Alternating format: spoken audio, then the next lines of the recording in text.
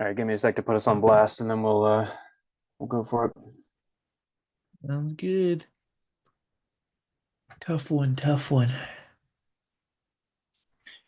Yeah, man. I'm gonna be real bad on this podcast. Yeah, we got both of our overreactors on the pod, so Whatever. I think that's the only thing that's gonna make any good content at this point. Like nobody's gonna turn into this no episode. one likes the Lost podcast. We've seen enough when they lose.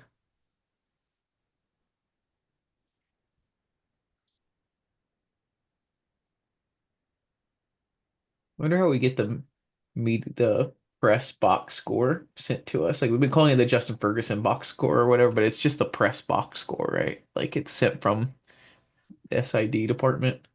He hasn't posted it. We gotta convince Ryan to get us the media credentials. Ferg hasn't posted his stats, by the way. Yeah, I So know. That's why I was looking at it. Because I like being able to look, especially for one lost podcast. I like having the uh like second chance points, like re all like the different more advanced stats. yeah, points in the paint, fast break, all that kind of Yeah, stuff. yeah.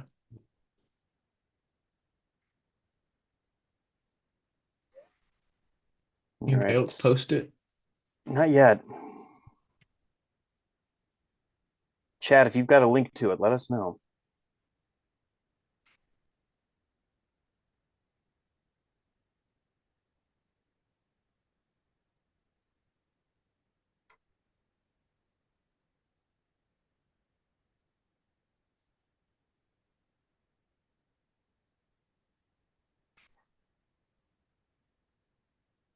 All right.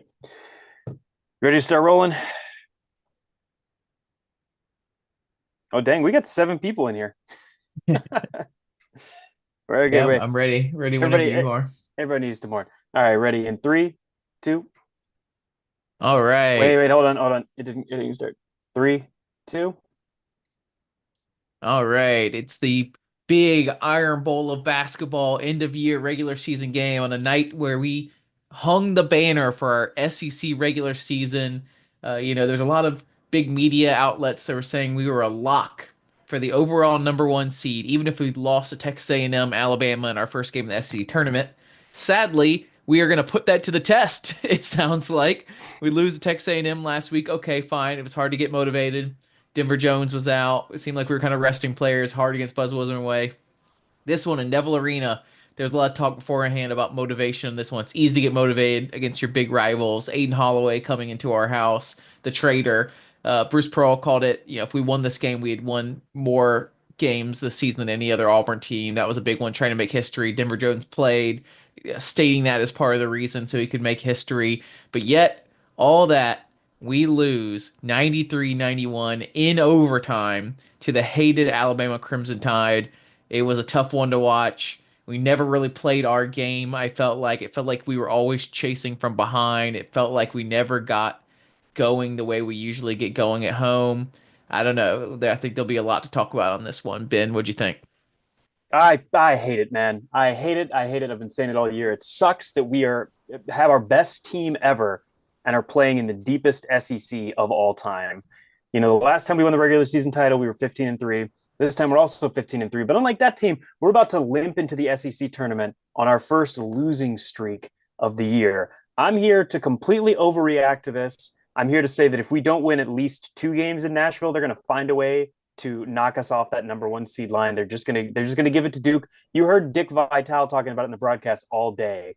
Everyone in that media class can't see past their logo, despite the fact that we're 15-4 in quad one. Despite the fact that the SEC is not just the strongest conference in America this season, it's one of the deepest conferences in America ever, according to Ken Palm and Evan Maya. But man, we didn't deserve this one. We had 2 guys that played out of their minds, and really one guy that played a pretty flawless game. But like you said, man, we were out of sorts. We never stretched a lead, and we once again were the victims of one of the most boneheaded plays of all time from somebody that I'm sure our listeners can guess Oh, exactly who it was. we're gonna get into that one for sure. It felt like we were off all night. It feels like I don't want to overreact also, but it's gonna be really tough to go in on such a low into SEC tournament and into the NCAA tournament. We really got to go on a run now. We've set ourselves up to we have to go on a run now in the SEC tournaments against great teams because we kind of turned the engine off. It felt like. I mean, everyone's a little hurt, everyone's a little tired. The motivation is gone a little bit on some of this stuff because we wrapped it up after that Kentucky game.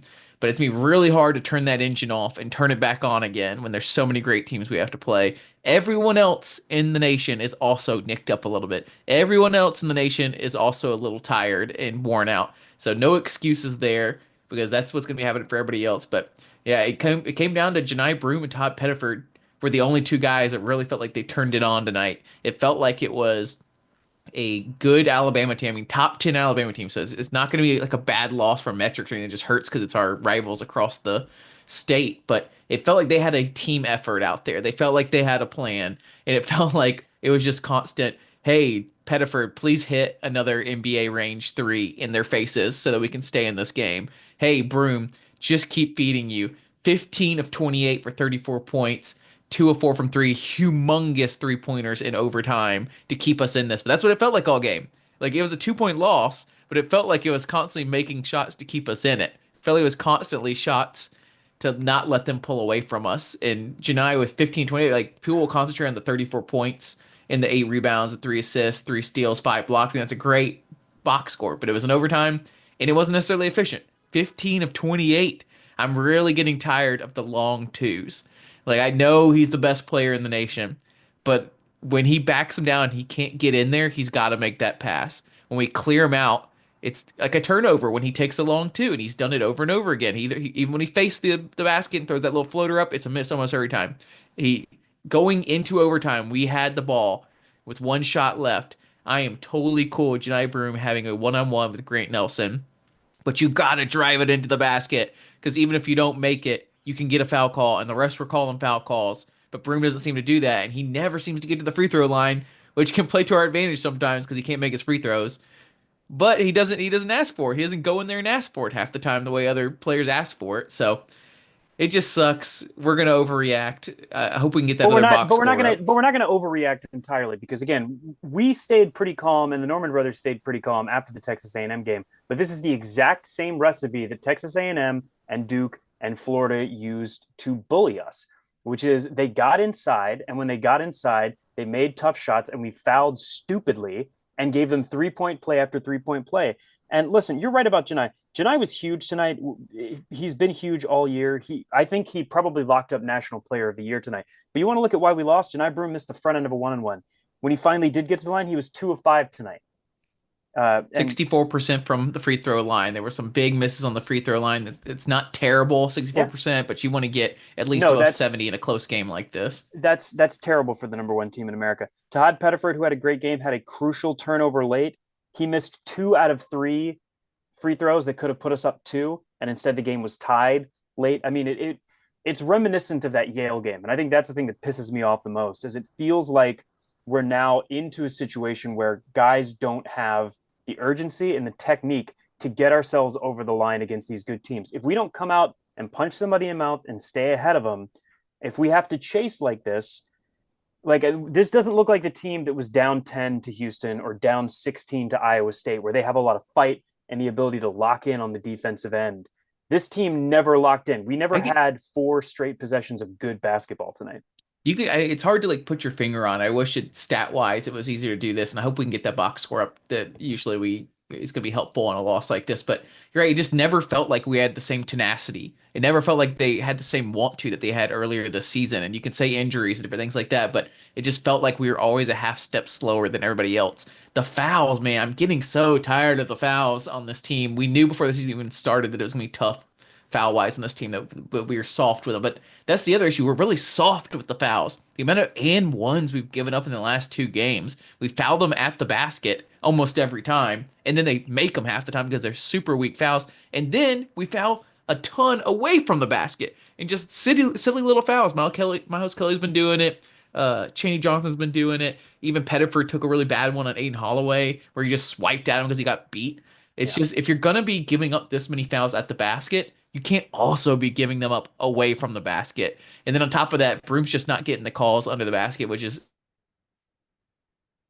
Oh, Jackson froze up on us here, so I don't know if we're going to be able to continue recording him in what's going on. But I'm going to go through some stats here for you, everybody, because statistically speaking, again, it's not like we played a bad game. We won the turnover battle 15-9.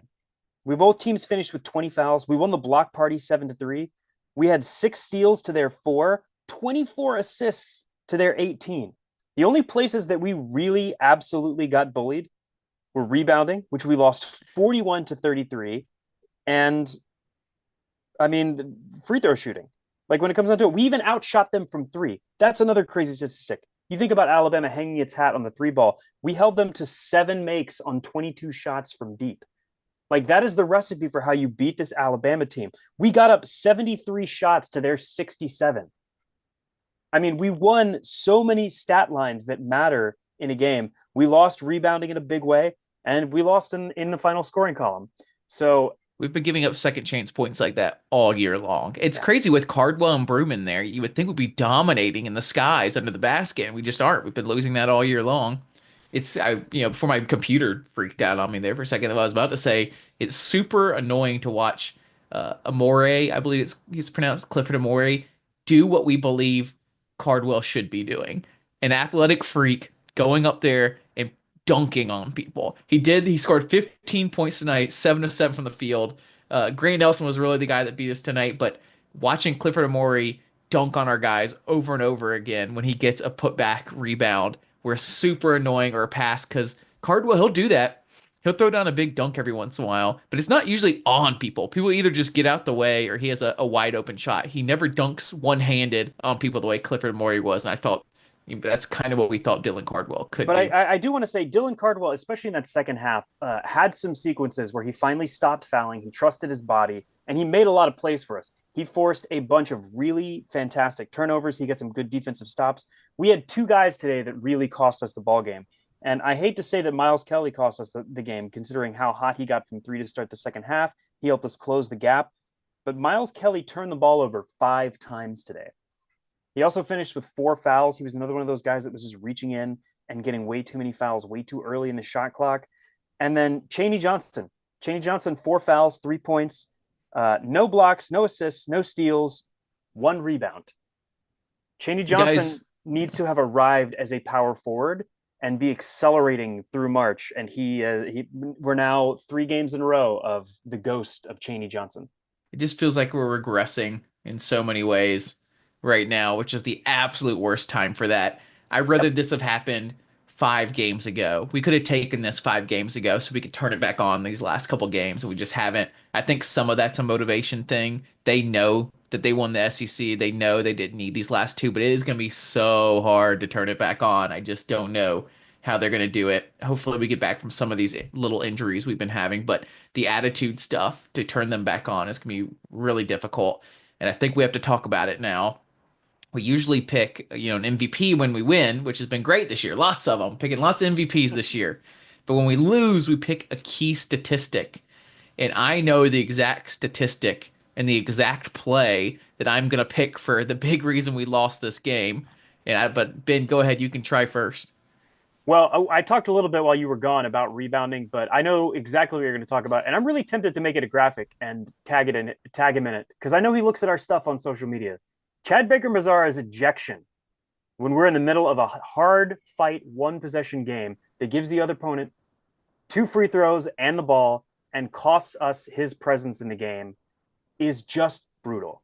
And he started off the season just like Broom did, looking like he was disciplined in another way. The trash talk had stopped, the silly fouls had stopped, the antics had stopped. And then about midway through SEC play, he decided to start acting out again. And it's now a 6 game trend where he has made plays that cost this basketball team. And we used to talk all the time about KD giveth and KD taketh. A lot of that was his out of control, zany energy. Chad Baker Mazara is making choices on this basketball court that hurt this team. And I'm frankly, I'm tired of it. I'm tired of defending him. I'm tired of pretending like he's a key part of this game. We could have won a game against a really good team without him. And if you were to ask my opinion, I don't think he should start the rest of the year. I think he should come off the bench. Chad Baker Mazara. I'm sorry, guys. This is one of the one of the benefits of being a fan podcast. We can say stuff that other places can't say. And so I'm going to say it. He's 25 years old. He's a fifth year senior and he acts like a child out there. I'm so tired of defending him. Like you're saying, it wasn't just the flagrant two tonight, which is just so PTSD reminiscent of what happened in the Yale game. It was two different plays on this one too, where he was laying on the ground unnecessarily, trying to get them to review stuff that wasn't even there, that cost us points both times. Cost us a 3-pointer. I believe it cost us a two also when he just lays there for no, he's been doing it all year. He's been doing it the entire time he's been here. Get off the freaking ground. Stop trying to flop for these calls. I'm so tired of it. It's so annoying because Matt's being level headed about this right now, and Matt's the one that's been the most critical of CBM over the last 2 years, and I've been one of his biggest champions over the last 2 years because he does so many things that no one else can do. But it's like you have to love somebody to feel fully betrayed, and it's like I defended him for so long, and he's like completely jumped off the freaking cliff. He had three technicals in 3 games not that long ago. He's still laying on the ground. He's still flopping, and then he throws an elbow in this game. And there's going to be people out there that try to defend him. You can't defend him anymore. This is what he does. No, he got warned for taunting against Arkansas, and then on the next play, after you put your team up 6, he turns to the bench and flaunts his jersey, which results in a technical foul. And now you've just stretched a lead to 6 in a game where we were struggling to put Arkansas away, and now you've given them 2 points and the ball, and a 2-possession game is now a 1-possession game. And he has been doing that consistently to end this season. And I don't know what it's going to take for it to stop, but I will not be able to handle it if we have another one of those situations in March and then Chad Baker Mazar decides to come back next year because he's a good basketball player and we're going to keep him on the team if he decides he wants to come back. But it's the extracurricular nonsense that is just hurting his teammates. It's hurting his profile. Like if he thinks he's ever going to go play somewhere professionally once his eligibility runs out, not costing your team fines and penalties like this. I don't know, say at 25 years old, fifth year senior. He's acting like a middle schooler that's like acting out, that does this stuff. Like you see this from children and you have to like figure out like what's going on at home, what's going on, what's the issue, like psychologically. Not for someone this age, not for someone that's been playing college basketball for this long. It's just he had issues at San Diego State too, and that's why he wasn't playing there anymore because he had issues with his grades or whatever. He had to go JUCO. He comes to Auburn. We wonder if he's even going to be on the team for a little bit there because he was having some more issues. Now we're seeing on the court those issues kind of play out. I've been sending around this like there's this one player, I can't remember the name now, that went from like 4 or 5 different teams because he was doing so many stupid things. It feels like CBM's like accelerating into doing something like that. I mean, we're not off the court with him. We don't know him personally. We're just fans talking about stuff, but I'm just so tired of having to talk about him and making these mistakes. He's the key reason we lost this game. Yep. I mean, we didn't come in playing the way we should have. It wasn't like there was some huge claps afterwards, but the fact that this went to overtime, you could tell how gassed we were. We couldn't put him in. We had to play Pettiford, Denver, Miles, Cardwell, and Broome pretty much down the entire stretch for like 10 minutes of game time because he wasn't in. He's the kind of guy that hits these big shots, and it's just yeah, same. My whole perspective on like what this team could be next year with him because he's going to get an extra year eligibility because he played in JUCO. Denver will too, maybe Cheney. That would be interesting to start, and Pettiford hopefully coming back too. That would make for an interesting start. Now I'm like, if he moves on, I'm not upset. And Yeah. it's just I don't know how you correct this late in the year, and you can't really. And Matt brings this up, and it's like being level headed to be like, listen, you have like possibly only 2 games left in your season if you lose, possibly. How are you going to correct this? You can't really. You just got to keep rolling the dice. So I'm not going to blame them for keeping playing and not trying to like discipline him. But it's just I can't believe this is happening again in March. I can't believe he could cost what is the best team Auburn's ever had and like is breaking all these records. I can't believe he cost us a game this late in March. I mean, when somebody shows you who they are, you should believe them. And we've kind of known that this is just going to be who Chad is. He fooled us for a while there until the team got hot and the team got some swagger about it, and he just can't handle that. He's one of those weird people that can't handle success. Success has undermined his ability to do what he does. It's like guys that can only hit contested shots but can't hit the wide open looks. But let's take just a quick step back and think about what this team has accomplished for the year and try to do a little bit of positive shine. We had the opportunity tonight for our best record in SEC play ever, our best regular season record ever, but we're still finishing. What are we, 27-4, right? we are 27-4, 15-3 in the league now. we hung our SEC championship banner today. That's going to stay up there forever. His team won the last Maui tournament. That's probably going to be the last time that that tournament matters and has actual contenders participating in it. You know, we took the toughest schedule ever, and we came with only one loss out of the non-conference. We only had three losses in conference. I said when we started conference play that if we finished the year with less than five losses, I would feel like this team is a contender. I still think they're a contender. And before we let it go, I just have to say, like, the hard part about viewing us as a contender is Chad is an X factor, right? He's a multiplier. He makes this team better. But to the same degree that he can make this team better, it's now clear he can also make this team worse. Which Chad Baker Mazar is going to show up? The guy that hits circus shots and gets the and one on a 3-point play? Or is it going to be the guy that gets a technical foul and gets himself ejected? Now we have a shortened rotation that messes with our scouting report, and a two possession game is now one possession game. And oh, yeah, the other team has the ball.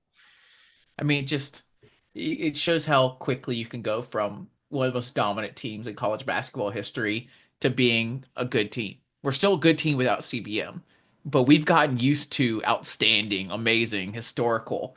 And so take him out and everything starts collapsing a bit. It makes all the defense that much easier. You can choose your poison a little better as a coach. You can let Janai Broom go off for 34 and still win the game because you don't have somebody on the other end that can also, on top of that, hit that big 3-pointer, that dangerous guy. I mean, we have some other great guys out there, but it just collapses. But you're The right. thing, We got to celebrate a little bit too. the thing that's just hard is there have been four games this year where we haven't been able to get a stop. We couldn't get a stop against Duke when we needed it. I remember we got them late in the shot clock, and then they hit a dagger 3-pointer to keep themselves up seven late, and then it became a free throw a thon to the finish line. Same thing against Florida. We made a run to get it down to single digits in the second half, but then just couldn't string enough stops together. Against A&M, they shot the lights out on their senior night, one of their best shooting performances of the whole year, because we could never get a shot. Same thing with Alabama tonight. We just could not string together enough stops to win this one, even with Janai Broom hitting some heroic 3-pointers at the end. Like, you think, all right, there's 15 seconds left on the clock now. Janai Broom has just hit a 3-point shot to bring it tied. All you got to do is get a stop, and we didn't have the We're, stones. we're the number one offense in the nation, so it makes sense. It's kind of crazy how good our defense is on top of our offense.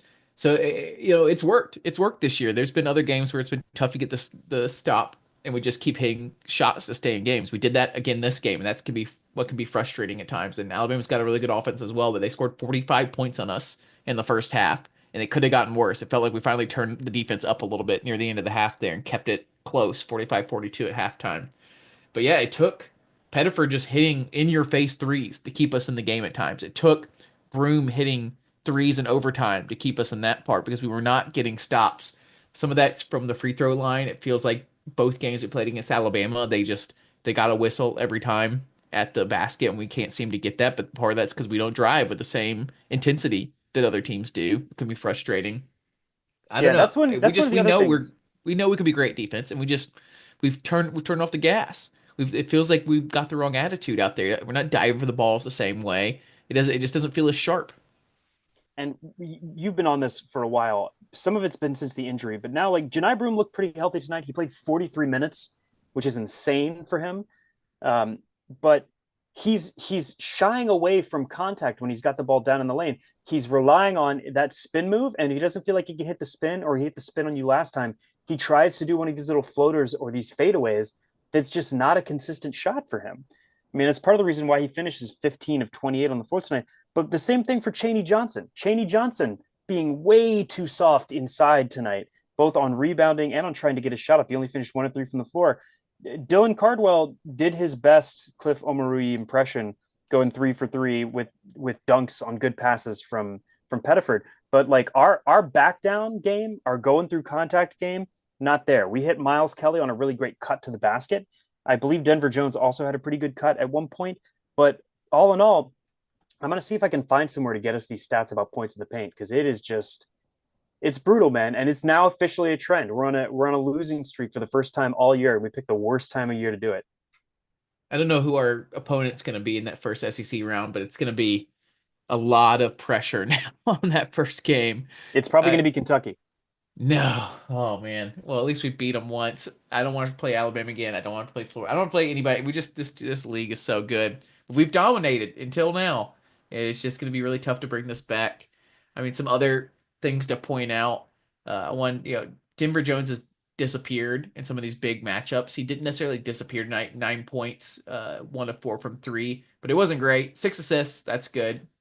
He just disappeared at times in this one, but I will point out something positive out of it. He locked down Mark Sears at the end of the half, and that was super impressive. Probably the most impressive thing I saw all game. There was like 30 seconds left on the game clock, and he just locked down Mark Sears for 30 seconds. It was super fun to watch.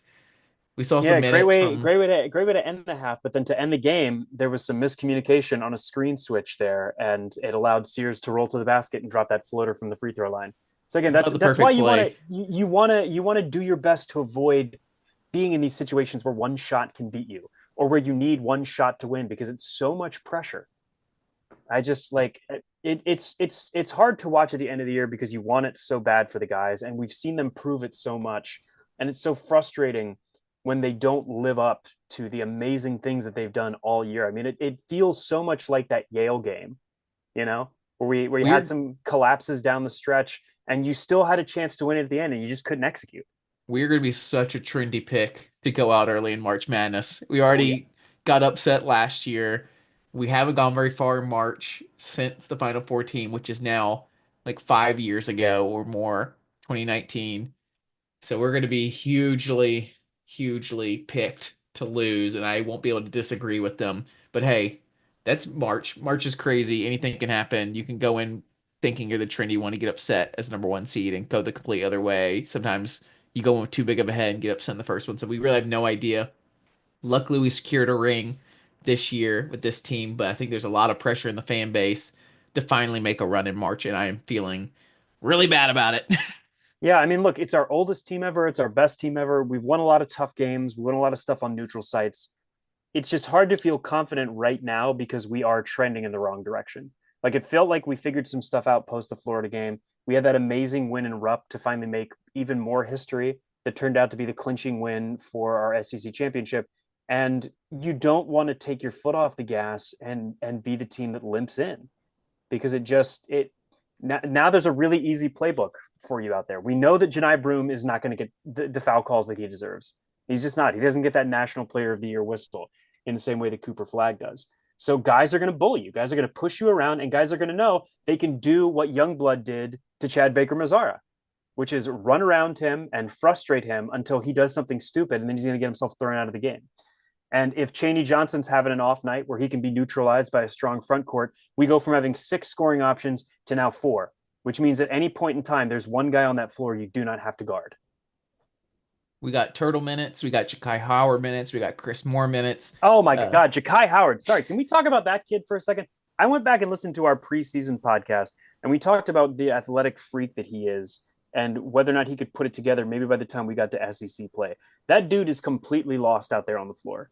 Like, I don't know how you spend this much time around the program and still not know your defensive responsibilities and assignments. I would be embarrassed. Like, at the very least, like Leor Berman could go out there and get cooked. Chris Moore can go out there and cook, but it's not because he's in bad position or doesn't know where he's supposed to be on the floor. I will be shocked if he's on the team after this year. They've tried several different times to get him going. He's clearly an athletic freak. He just, it's crazy that he, like you said, even if you're just like, I wanted to give it some like forgiveness or something to be like, well, his attitude kept him off the floor. So he's like missing a lot of this experience where he could have learned how to play right by this time. And he doesn't know how to play because he hasn't played out there. But you learn in practice just as much as you learn in the game. And he hasn't seemed to do any of that. So he's been a little unplayable out there. When he is in, he's selfish with the ball and just shoots Extremely. everything he gets Yeah. and fouls. And because he's always trying to make a play, which can be super annoying. Turtle, glad we have him for these like weird backup minutes when people get in foul trouble. Wish that we didn't get in foul trouble so he didn't have to play. Chris Moore was fine out there, nothing to write home about. It was interesting. He snatched a big rebound for us late. It reminds me a little bit of the SEC tournament where he had some They called a valuable. foul on them, right? He called a foul on him when he got that rebound. No. That was when he got an over the back. Okay. He got one in the front court that led to a nice jumper. Seems Um, like everybody else gets put back rebounds and offensive rebounds to go out to a 3-point shooter, except for us. I But don't maybe know. that's I don't just know what it is about our offensive structure right now, but our bigs get into the lane way too soon. Like when Janai Broom is doing his back down, we don't have anybody getting like we have guys run into the lane and drag a second defender way too early. Like nobody seems to have the rhythm of when Janai is going to shoot and when to go and try to crash the boards. The only person that I've seen crash the boards effectively on this team is Miles Kelly. And listen, I'm going to say something a little heretical here, that part of the reason why Janai Broom is always such a huge rebounder for us is because he's grabbing and putting back his own misses. We don't see Janai Broom crash a lot of guys' missed shots and get us a second look that way. We see it on occasion from Dylan Cardwell and from Chaney Johnson, but we didn't tonight because we got the crap boxed out of us. And the only reason we made the rebounding game even close was because Omarui got 4 fouls early in that second half and sat for a while, and we were able to out front court them. But I think he's a good defensive rebounder, even though I'm frustrated at times with his like. But I think on the offensive side, you might be right that a lot of it's getting his own stuff. One interesting thing with Chris Moore out there was that down the stretch with CBM knocked out of the game with what I don't know, 8 minutes left in the game, 7 minutes in the game, or something. They ended up playing Pettiford and Denver together, and Miles Kelly at pretty the much the three, entire rest of the game instead of playing Chris Moore, which I totally support. It's what we're going to need to do if something like this happens again in March. It's just frustrating that it happened in this game, and it seems like they were worn out, and Denver was injured, and Pettiford gave up a really, really bad turnover, I believe, in overtime to Labarian Phylon, or however you pronounce that, LeBaron that like really Philon, yep. put us on our back foot the rest of overtime. So part of that comes down to not having CBM. You know, like a lot of this just starts collapsing when you have one of your best starters go out like that. People aren't going to understand it. They're outside of the team. But I do want to say something positive here. Uh, We've teamed up with Warfame Eagle. If you know who Warfame Eagle is, they're these cool people making Auburn uh, apparel that we're supporting right now. They've given us a discount code, Jungle15. Go check out Warfame Eagle. They've got great shirts, great hats. Hopefully, there's a lot of great games in March that you're going to want a new shirt for right now. So go check them out. They're fan made, fan led. They're part of the Auburn family. That's why they're called Warfame Eagle. So that's huge for us. If you guys will go put the discount code in and get a shirt, that's great for our podcast. If you've ever been looking for a way to support our podcast, that's how you do it. It's been a long season. We would love to see some more people pick up some shirts and let us know who pick up the shirts. We can go through some YouTube comments here.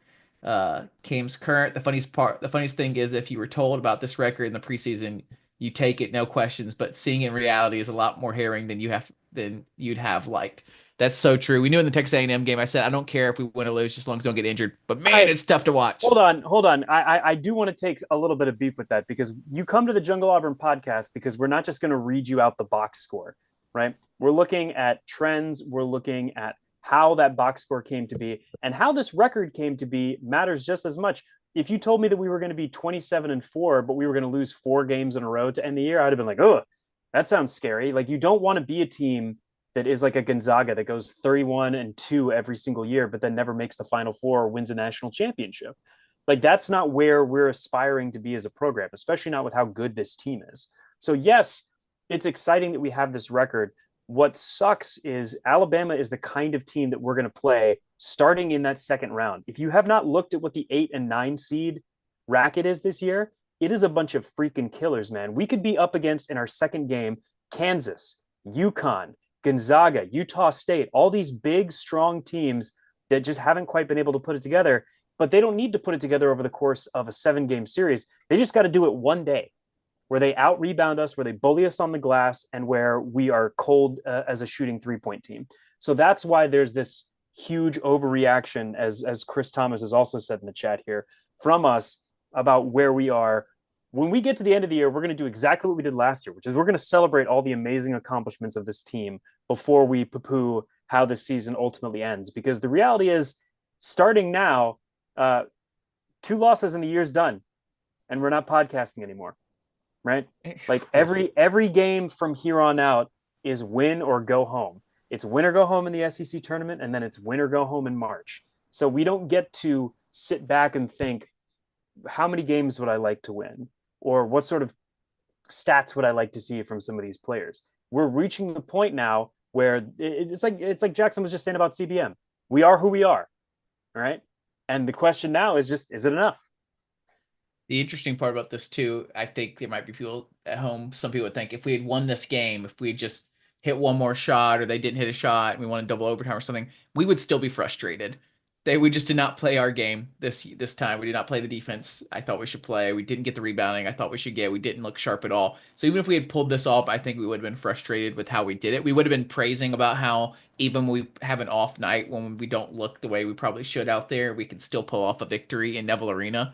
But it's still, I don't know. You get some perspective, hopefully, from us on this. Yeah. There was one other comment on here. Someone asking if we think we're going to keep the overall number one seed, and if we think that Broom is secure the National Player of the Year.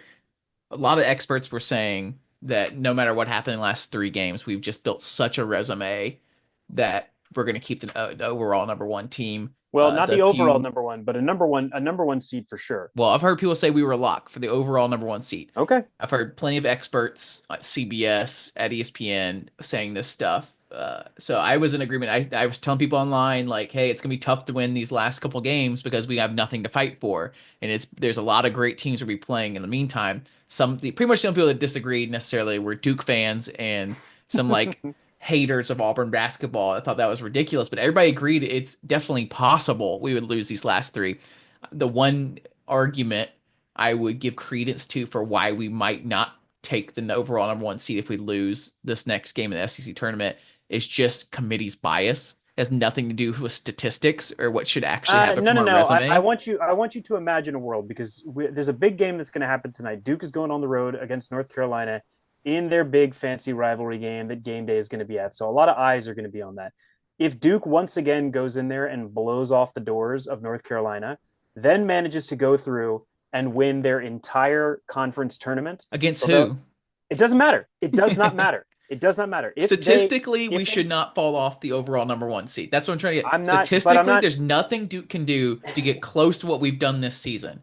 But yeah, they're not but going the to, they're only going committee to have is one human. more, yeah, they're only going to have one more quad one opportunity, and that's if Clemson also makes the final. Their big rivalry game on the road that's happening, I think, is almost a quad three game with how bad North Carolina has Well, been. and we There's will have talk, doubled up their quad one wins, right? No matter what yeah, happens, no matter if we there's lose the talk. next game and they win the rest of them, we will still have doubled up them in quad one wins. Our resume speaks for itself, but there is bias there. I fully expect if Duke blows out UNC for us to lose the AP number one. But I think there's a lot of people online that are thinking AP logic. Oh, if you lose 1 or 2 games, you can't not fall off. Statistically, we shouldn't, but we will just because people will. There are people out there that don't they vote differently. There's some people that vote by resume and what you deserve, and there's other people that vote by their eyes and what they think should be the number one team. And I totally get the eyes people to be like, hey, well, you might have gotten an amazing resume, but as of this week, the way you guys are playing, you don't look number one to me. And I could totally understand that. Committee isn't supposed to do that. The committee is supposed to pick by resume, and by resume, we should still be number one overall. The other question was about Broom National Player of the Year. He was fighting an uphill battle against Cooper Flag. He's the flashy NBA one and done big time freshman that I've heard the name of and I've known who he is for years now because he's such a humongous big recruit. So tonight to have a humongous game like this, 34 points against a top 10 Alabama team. If we had won this game, if he had hit that shot before overtime maybe, I think I would have argued that he put himself over Cooper Flag. But he is fighting an uphill battle against the marketing team of ESPN and the Dickie Bees of the world that might as well wear a Duke uniform at all times. And the amount of Duke people in the media sphere. There's not any more people in the media sphere. Go into sports journalism and get us some bias out there, guys. But I don't think this puts him Truly. over. Unless Cooper Flag goose eggs against a bad UNC team and all these bad teams he's going to play against in the ACC tournament. He's got too many soft games to play and too much hype by ESPN. I think Broom is I just do barely think under. I do think Cooper Flag was starting to pull away just a little bit, and I think regardless of what happens tonight, because of how bad North Carolina is, I think Broom put himself squarely back in that conversation. So it's going to come down to what happens in the conference tournaments and how quickly either us or Duke goes out. National Player of the Year is not going to be decided until a little bit closer to April. So there's still a lot of time for Janai Broom to do Janai Broom things like he did today, but the winning's got to come too because now we've gotten him back in the good stat column. but that's not going to be enough. We're going to have to win. I think if we win the conference tournament, we're in really good position, regardless of when we go out in March, for him to possibly lock that up. It all Still again. very much up in the air, it feels like, No, it's right? I Yeah. think I But I think think Flag's tonight. leading. No, I think today's game against a ranked Alabama team, even in a loss, like people are going to talk about those 2 3 pointers he hit at the end of the game. They're going to see that he played 43 minutes, and they're going to say, "Wow, his team really let him down. That was a superhuman effort." And in a lot of ways, it I don't was. know. I mean, he I absolutely stuffed the stat sheet. He's a better rebounder than Flag is overall. He's got infinitely more blocks than Cooper Flag does, and he's the best player on the best team. it So feels all that like has to go ahead. feels like from analysts, from national analysts, I'm always listening to like the between the tea leaves, and people say, "Oh, these ESPN announcers, whoever, it doesn't really matter," blah blah. But it does. That's who the voters are listening to. They don't have time to watch all these games and know every player. They're listening to the same podcast we're listening to. They're watching the same broadcast we're listening to. And as much as the ESPN announcers in Nashville are trying to make good arguments about why they're so even, when over and over again ESPN is playing commercials for Cooper Flag, and over again they're talking in beautiful language about amazing, talented Cooper Flag, but you got a really great player in Jani Broom that should also be in the conversation. They're equal, blah blah blah. But they talk differently about these two guys. There's too much. They talk about the amazing talent of Cooper Flag, and they talk about how Broom deserves to be National Player of the Year. But then they go every time to, but this amazing talent, Cooper Flag, is just so talented. But like they're in love with him, and it's gonna be, you have to blow him out to win National Player of the Year. I think Cooper Flag's gonna, if I had to be a betting man, he's gonna take Maybe, it home. And it maybe. doesn't help that Again, as much as too as these people are going to say over and over again, Broom's doing this against the most amazing schedule. Broom is doing this against much better competition. A lot of times, all they care about is watching the highlight reel, and Cooper Flag's going to be able to go off against these quad 2 and 3 opponents in the ACC, and it just looks nice. And he's Duke, so they still put their games on national television, even when we're playing top 10 matchups. I think that we still have enough ahead of us, and there's enough runway for Janai Broom to take off and secure this award. It's not going to be easy, but it's gonna be a little bit of a challenge. So, as of right now, I'm looking at our SEC tournament seeding positions, and I got to be honest, I'm kind of liking what I see. Things have shaken out just a little bit better. Right now, we're looking at the winner of South Carolina against Arkansas, then playing Ole Miss, who then plays us. So the odds are we could see Ole Miss or Arkansas again in that first round. I don't think we'll see South Carolina. They're just snake bit this year. We don't have to see Alabama again until the championship. They have got a matchup against Florida. But in our second round game, we could conceivably be matched up against Tennessee again. And Tennessee's been on a little bit of a heater. They beat Alabama at home. They beat a tournament heading Vanderbilt team to end the year. So we it's never going to get easier. It's only going to be hard from here on out, and we're going to find out if this team did in fact peak too early. I'm really feeling like we did, but I'm overreacting these two games. All it takes is one victory in the SEC tournament for me to feel like we're turning it back around again. Maybe, but Uh, again, like you think about a lot of the way a lot of things happen for this other team. Like Tennessee started to put some stuff together and peak really early, and they were fighting for their lives for just to get the double bye. I mean, it was a challenge for them to get to that 4 seed, and they did it. And so they're playing some pretty good basketball right now. But then you look at a team like Alabama. All Alabama did tonight with the win was give themselves a fighting chance for a 1 seed. I'll be Florida, well, oh, we finally got the stat sheet up over here. Sorry it's so late in the game here. yeah. Well, Uh, it took Ferg a while to post it. I'm sure they were doing some post game type stuff, and there was also some sadness. Um, we won the turnover battle. We won the points off turnover battle. We lost the rebound battle pretty bad. We saw a lot of second chance points there. Yep, lost the second chance points battle, which was not as bad as I was thinking. Tied and bench points is surprising. We don't usually lose that one. Points in the paint. We've been getting dominated. Points in the paint. I think partially that's because it's been our strategy to run people off the 3 point line. It's been frustrating to watch our Cardwell, Cheney, some of these other guys under the basket just get so foul happy. Half the time they're committing silly fouls away from the basket, and then another half the time they're going straight up and down and still getting the whistle. And it's a part of college basketball, honestly, at this point. If you drive with aggression into the paint on these centers and they leave their feet, they're just going to blow the whistle. They don't care. They're going to blow the whistle, and we don't do that. We don't drive with aggression, with a purpose into the lane and get these same foul calls. Part of it, I think, is Broom is so steady and not slow, but methodical with the ball, in control, that they can actually really watch and see if he gets fouled or not. And some of these like threes and twos, guards from other teams that drive with like intensity, they just blow the whistle if there's any kind of contact, even though it should be fine. But make them make hard twos. When they make them make hard twos and they don't leave their feet off the ground, a lot of times they'll miss. But there's other times where someone like that Cliff Amari guy dunks on Broom. I saw a Duke fan in the chat being like, "What the? He just got dunked on." I was like, well, we got conditioned. I saw somebody else talk about this either in the chat or on Reddit. It feels like our guys got conditioned not to leave the ground because every time they left the ground to start this game, it was a foul call. So our guys stopped leaving the ground and they were getting dunked on, and people were finishing because we couldn't get up in Dylan, the air. Dylan Cardwell. Dylan Cardwell didn't leave the ground one time and still got called for a I foul. know it That was was the crazy part. absolutely All that happened was his ridiculous. back foot move. There's another one. I'm so ready to be done Great Nelson with was SEC collecting fouls officiating, for no man. reason at all, like no contact at all, was getting a foul. We could talk about that briefly. Grant Nelson hit some big threes to start the game that really gave him a huge lead and made it really tough in the first half. He hasn't made threes like that all Yeah, year. this keeps happening to us, man. He shot 25% from three through conference play, through 17 of his 18 conference game, and he comes into a hostile Neville Arena tonight and hits 3 of 6 from deep. Just brutal, man. The It's games that guys will have against us sometimes. it's been a weird year, home and away for sure. We've taken some big away wins and we've lost some big home wins. I usually give Neville Arena like a 10-point cushion. Not this year. It seems like we do pretty Oh well man, we've away been bad. We've actually. been bad at home. We It shot was shooting better bad too, than so. we have lately at home. But I remember, yeah, like we went through that 3 homestand game. 2 games are absolute stinkers. We finally kind of put it together against Ole Miss. But then we go into Rupp, a place we haven't won in 37 years, and absolutely shot the freaking lights out. Miles Kelly set the record for 3 pointers made in that arena. I I don't mean, I don't want to it's like go too nuts on fans either. I think that the Neville Arena still got the jungle, still got one of the best atmospheres in college basketball, maybe the best.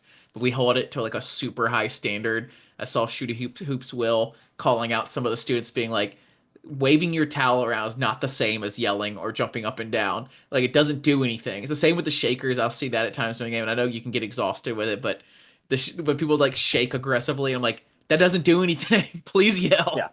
And then near the end of the game, like right before overtime, we needed them to miss a free throw so badly. We had like the students were going nuts, and then like half of the fans behind the basket were, and another half was just sitting there. I was like, come on, guys. You paid all that money to go to an Auburn basketball game. I don't expect you to get up and yell the same way the students do. But at the end of the game, with like 30 seconds left, and they need to make a free throw to win the game, come on, stand up, clap a yeah. little bit, wave your At least hands. have Like, some juice. goodness. At least have some juice. We're So spoiled. We're so spoiled. Justin Ferguson's got something interesting here alongside his stat sheet. And just in case you can't read it on YouTube or if you're listening to the podcast a little later, biggest thing that jumps out to me from the final stats: Alabama missed 6 shots in overtime and got 5 offensive rebounds after having a total of 0 offensive rebounds in the second half. So we did do a better job on the defensive glass cleaning up in the second half. I think that's where Broom got most of his 7 defensive rebounds, but fell apart again in overtime, man. This is the first game in a while where it felt like we made a team pay for turning the ball over. Alabama turned the ball over 15 times, and we got 20 points off of those turnovers, but they got 10 points off of 9 of our turnovers.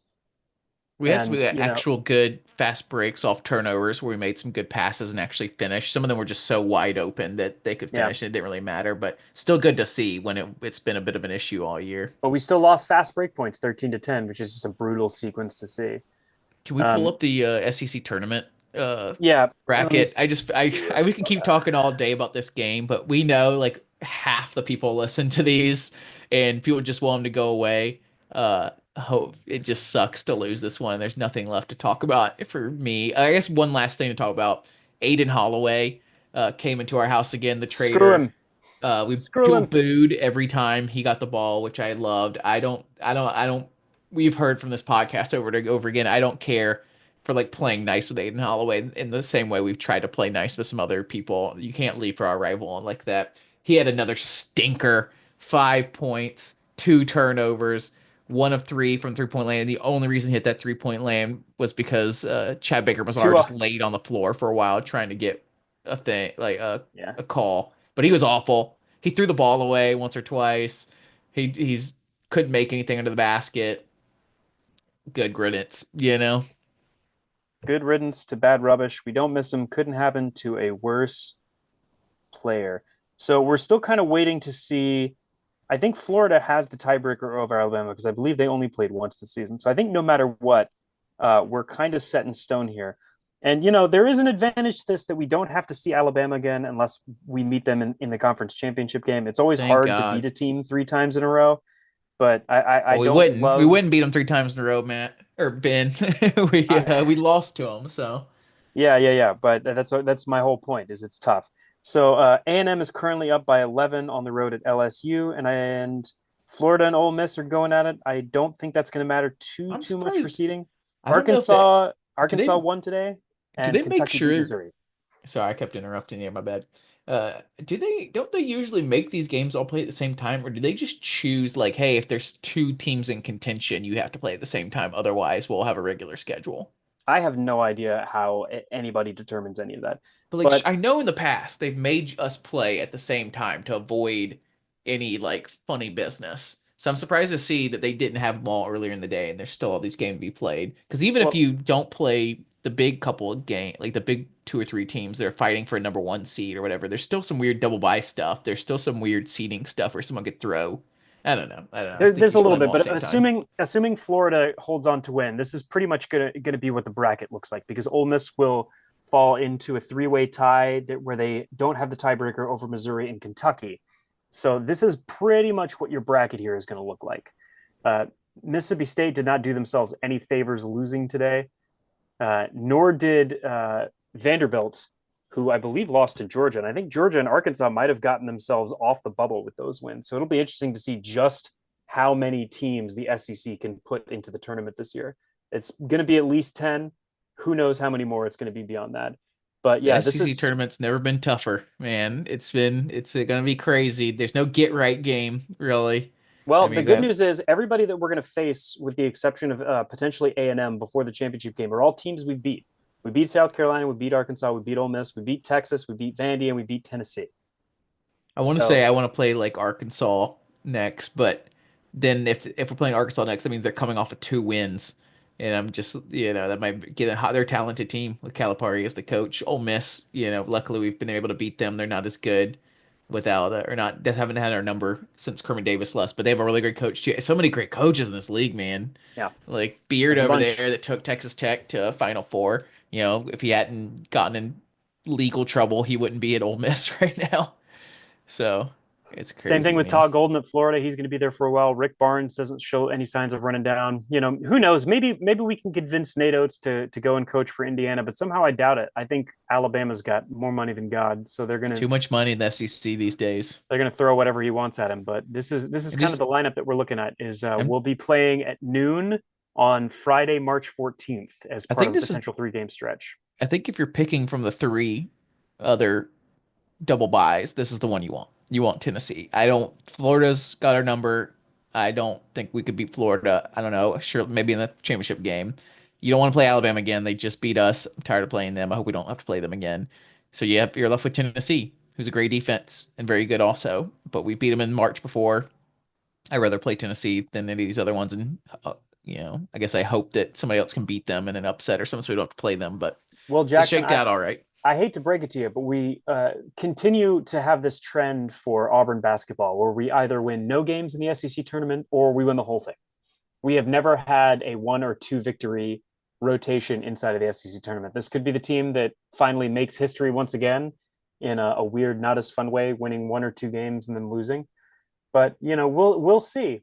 It's been so much fun this year watching this team survive so many crazy things and finally watch a team where Bruce leans on his guys. We haven't done the full 10-man rotation. We didn't do what we did last year with a whole second brigade where we did the hockey lineup and rotate everybody out for position.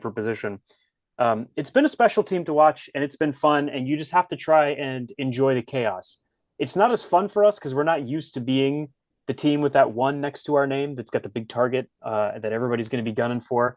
I mean, Jackson, you and I talked about this last year in the post Yale podcast about how excited everybody in that bar in New York City was to watch Yale upset this big, huge team on this amazing night where their guys shot like 7 for 10 from three or something like that. It's always funny with that, trying to argue with people being like, I know we're like ranked number one and a really high seed, but like we haven't done this before. Like, let us do it. Like, they don't care. They don't care. Like, They'll historically, we're not a great team. Historically, if you look at history, we're the underdog in this matchup, but like, I they mean, don't that's care. that's that's the Auburn mindset is we have that underdog mindset no matter how highly ranked or highly favored we are.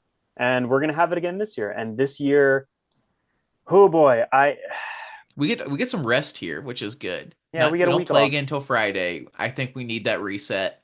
I think that's really good for us after losing two in a row and people being injured. So thank God we have 6 days of rest. If we lose that first game in the SEC tournament, I am pushing the absolute panic button.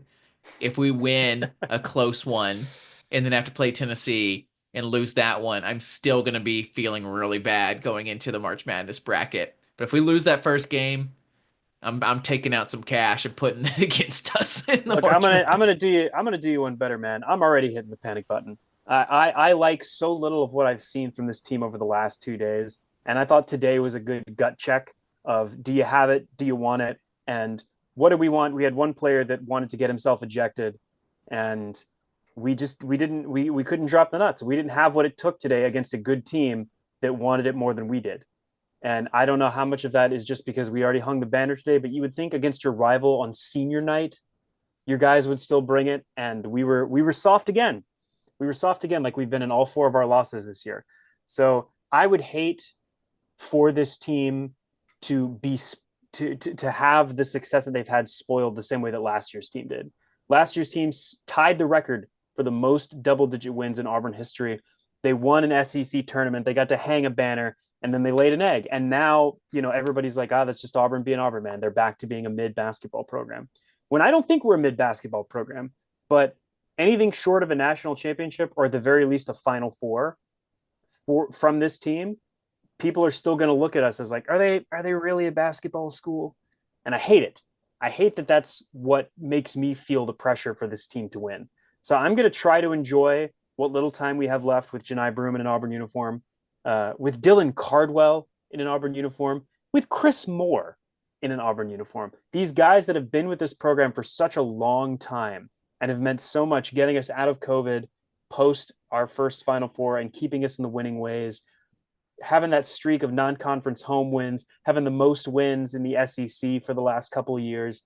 Like, it's been so great to have guys that are so dedicated to this program.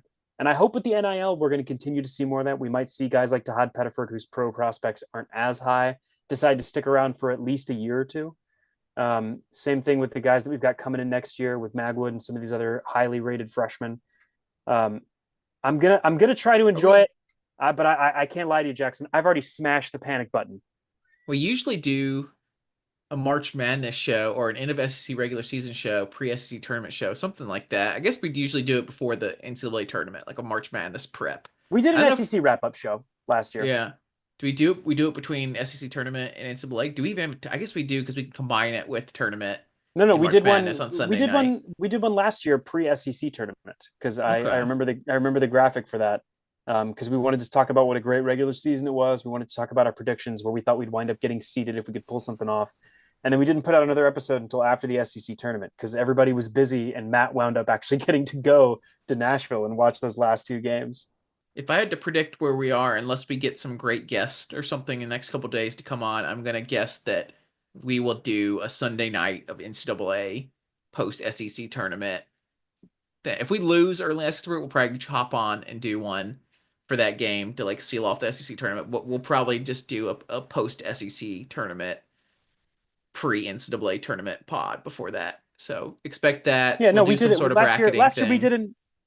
Last year we did an SEC recap and an SEC tournament preview. We've been talking with the War Report guys a little bit. I think they might want to throw something on. So at the very least, we'll send a host over to War Report and then we'll put that audio in the podcast feed for you. Yeah, and we'll do the Charles Barkley tournament situation again. I believe I enjoy getting Yeah. my bumper sticker that says I beat Charles Barkley in NCAA tournaments. We like to support him. So yeah, this was sucks to lose to your rival, and It here really we are. does. But we we party together, we celebrate together, we mourn together. We still got everything in front of us. We're really lucky we won the way we did this year, so that these last two games didn't really matter to anything. Like everything we could want is still in front of us. So don't get too sad. You know, Yeah, That's just Jackson, how we do. we talk about the 3 seasons of basketball. Season 1 has ended. We're champions. Season 2 is about to start. Anything can happen. And then that third season is about to start, and anything can happen. You may have 2 more games of getting to watch Janai Broom. You may have 9, but whatever's coming, try to enjoy it. Try to appreciate where we're at as a program, and just remember this is one more brick in building that foundation of who are we going to be in the post Bruce Pearl era, because someday that's going to come. Yeah, enjoy it while you got it, guys. You may never see a team this good again. You may never see a team with this much talent again. You may never see a team that locks up the SEC this early again. So enjoy every moment.